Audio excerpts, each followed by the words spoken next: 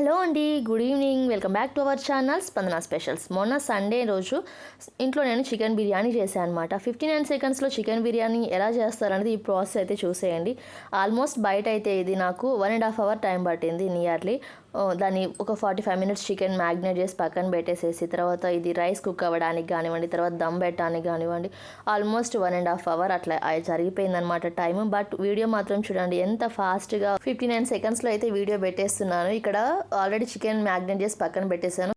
వాటర్లోని బిర్యానీ మసాలా అంతా కూడా వేసేసి కొంచెం లెమన్ పిండేసేసి అల్లం వెల్లుల్లి పేస్ట్ కూడా వేసాను, పుదీనా కొత్తిమీర కూడా వేసేసి తర్వాత రోలింగ్ బాయిల్ అవుతున్నప్పుడు రైస్ వేసేసి రైస్ కుక్ అయిన తర్వాత మ్యాగ్నేట్ చేసిన చికెన్ మీద రైస్ వేసేసి లేయర్స్ వైజ్గా రైస్ వేసుకోవాలి. తర్వాత దానిపైన ఫ్రైడ్ ఆనియన్స్, పుదీనా కొత్తిమీర, నెయ్యి, కొంచెం రైస్ ఉడికించిన వాటర్ ఉంటాయి కదా, అదొక గ్లాస్ వాటర్ వేసేసి ఇట్లా ఒక 10 మినిట్స్ పాటు దమ్ పెట్టేసినట్లయితే మనకి పర్ఫెక్ట్గా ఉండే చికెన్ బిర్యానీ రెడీ.